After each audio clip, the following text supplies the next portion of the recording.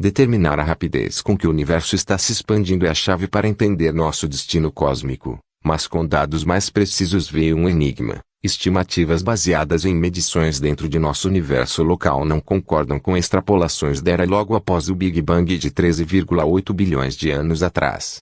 Propagandarole para continuar uma nova estimativa da taxa de expansão local, a constante de Hubble, ou H0, H nada, reforça essa discrepância. Usando uma técnica relativamente nova e potencialmente mais precisa para medir distâncias cósmicas, que emprega o brilho estelar médio dentro de galáxias elípticas gigantes como um degrau na escada de distância, os astrônomos calculam uma taxa, 73,3 km por segundo por megaparsec, a mais ou a menos 2,5 km sec/mpc, que está no meio de três outras boas estimativas, incluindo a estimativa do padrão ouro de supernovas tipo Ia. Isso significa que para cada megaparsec, 3,3 milhões de anos-luz, ou 3 bilhões de trilhões de quilômetros, da Terra, o universo está se expandindo a mais 73,3 mais ou menos 2,5 km por segundo. A média das outras três técnicas é 73,5 mais ou menos 1,4 km sec/mpc. Surpreendentemente, as estimativas da taxa de expansão local com base em flutuações medidas no fundo de micro-ondas cósmico e, independentemente, flutuações na densidade da matéria normal no universo inicial, oscilações acústicas baryons, dão uma resposta muito diferente, 67,4 mais ou menos 0,5 km sec/mpc. Os astrônomos estão compreensivelmente preocupados com essa incompatibilidade, porque a taxa de expansão é um parâmetro crítico na compreensão da física e da evolução do universo e é a chave para a compreensão da energia escura, que acelera a taxa de expansão do universo e, portanto, faz com que a constante de Hubble mude mais rapidamente do que o esperado com o aumento da distância da Terra. A energia escura compreende cerca de 2/3 da massa e energia do universo, mas ainda é um mistério. Para a nova estimativa, os astrônomos mediram as flutuações no brilho da superfície de 63 galáxias elípticas gigantes para determinar a distância em relação à velocidade para cada uma para obter H0.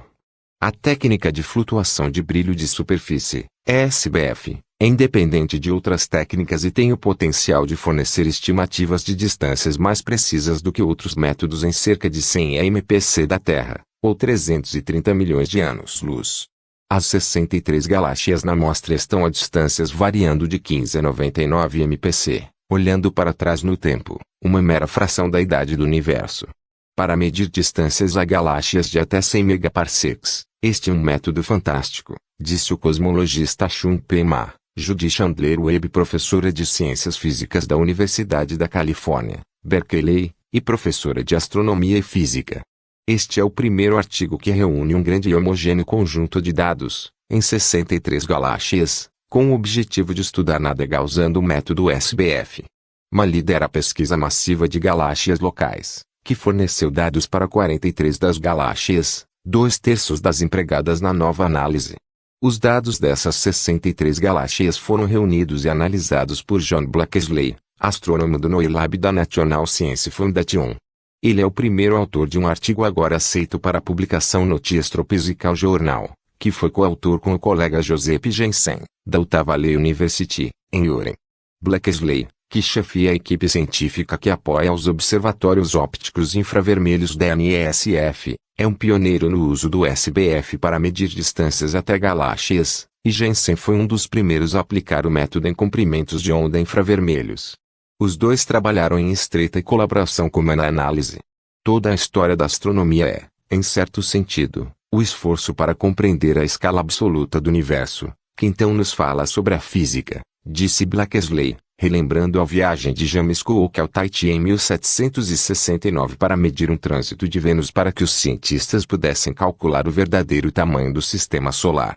O método SBF é mais amplamente aplicável à população geral de galáxias evoluídas no universo local e, certamente, se conseguirmos galáxias suficientes com o telescópio espacial James Webb, este método tem o potencial de fornecer a melhor medição local da constante de Hubble. O telescópio espacial James Webb, 100 vezes mais poderoso do que o telescópio espacial Hubble, está programado para lançamento em outubro. Galáxias elípticas gigantes. A constante de Hubble tem sido um pomo de discórdia por décadas, desde que Edwin Hubble mediu pela primeira vez a taxa de expansão local e deu uma resposta 7 vezes maior, sugerindo que o universo era na verdade mais jovem do que suas estrelas mais antigas. O problema, então e agora, está em determinar a localização de objetos no espaço que dão poucas pistas sobre a distância deles. Ao longo dos anos, os astrônomos alcançaram distâncias maiores, começando com o cálculo da distância até objetos próximos o suficiente para que pareçam se mover ligeiramente, por causa da paralaxe, enquanto a Terra orbita o Sol. Estrelas variáveis chamadas cefeidas levam você mais longe, porque seu brilho está ligado ao seu período de variabilidade, e as supernovas do tipo Ia levam você ainda mais longe, porque são explosões extremamente poderosas que, em seu auge, brilham como uma galáxia inteira. Para supernovas cefeidas e tipo Ia, é possível descobrir o brilho absoluto pela maneira como mudam ao longo do tempo e, em seguida, a distância pode ser calculada a partir de seu brilho aparente visto da Terra. A melhor estimativa atual de H0 vem de distâncias determinadas por explosões de supernova tipo Ia em galáxias distantes, embora métodos mais novos, atrasos de tempo causados por lentes gravitacionais de quasares distantes e o brilho de masers de água orbitando buracos negros, todos deem em torno do mesmo número. A técnica que usa flutuações de brilho da superfície é uma das mais recentes e se baseia no fato de que galáxias elípticas gigantes são velhas e têm uma população consistente de estrelas velhas, principalmente estrelas gigantes vermelhas, que podem ser modeladas para dar um brilho infravermelho médio em sua superfície. Os pesquisadores obtiveram imagens infravermelhas de alta resolução de cada galáxia com a Wide Field Camera 3 no telescópio espacial Hubble e determinaram o quanto cada pixel na imagem diferia da média. Quanto mais suaves as flutuações sobre a imagem inteira, mais longe galáxia, uma vez que as correções são feitas para manchas como regiões brilhantes de formação de estrelas, que os autores excluem da análise. Nem Blackesley nem Ma ficaram surpresos com o fato de a taxa de expansão ter se aproximado das outras medições locais. Mas eles estão igualmente confusos com o conflito flagrante com as estimativas do universo primitivo, conflito que muitos astrônomos dizem que significa que nossas teorias cosmológicas atuais estão erradas, ou pelo menos incompletas. As extrapolações do universo primitivo são baseadas na teoria cosmológica mais simples, chamada matéria escura fria lambda, ou CDM, que emprega apenas alguns parâmetros para descrever a evolução do universo. A nova estimativa impõe uma aposta no coração do CDM. Acho que empurra um pouco mais essa estaca, disse Blackesley. Mas, CDM, ainda está vivo. Algumas pessoas pensam, em relação a todas essas medições locais, que os observadores estão errados. Mas está ficando cada vez mais difícil fazer essa afirmação, exigiria que houvesse erros sistemáticos na mesma direção para vários métodos diferentes, supernovas, SBF, lentes gravitacionais, masers de água. Assim, à medida que obtemos medições mais independentes, essa aposta vai um pouco mais fundo.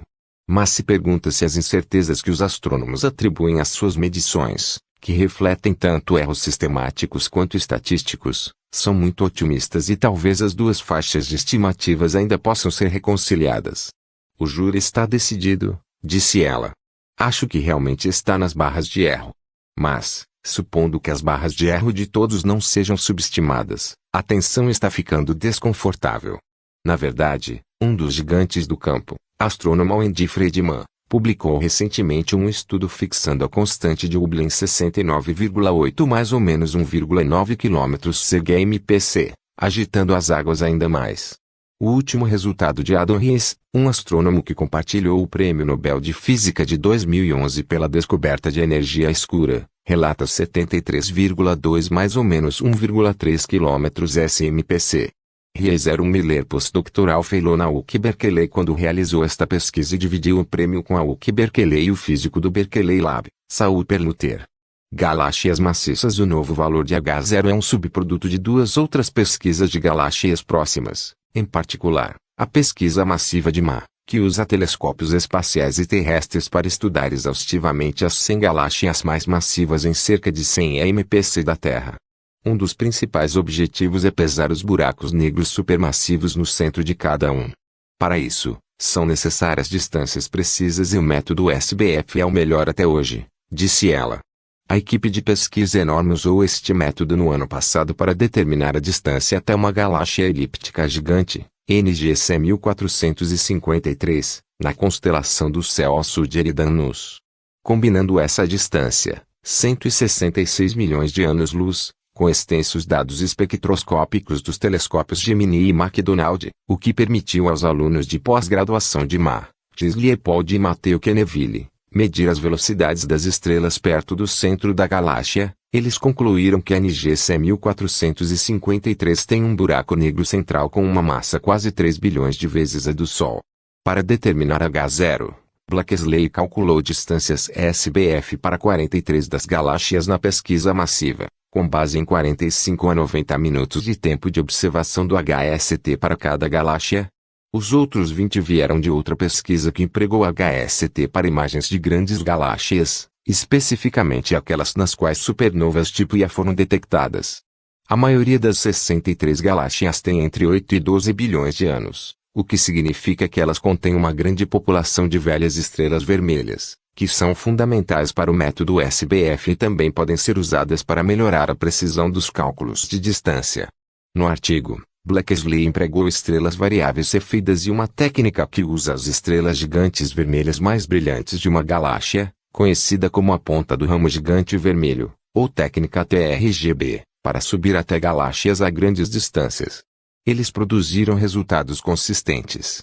A técnica TRGB leva em consideração o fato de que os gigantes vermelhos mais brilhantes das galáxias têm aproximadamente o mesmo brilho absoluto. O objetivo é tornar este método SBF completamente independente do método de supernova tipo Ia calibrado com Cefeida usando o telescópio espacial James Webb para obter uma calibração de ramo gigante vermelha para SBFs, disse ele. O telescópio James Webb tem o potencial de realmente diminuir as barras de erro do SBF, acrescentou Ma. Mas, por enquanto, as duas medidas discordantes da constante de Hubble terão que aprender a conviver uma com a outra. Eu não estava planejando medir H0. Foi um ótimo produto de nossa pesquisa, disse ela. Mas eu sou um cosmologista e estou observando isso com grande interesse.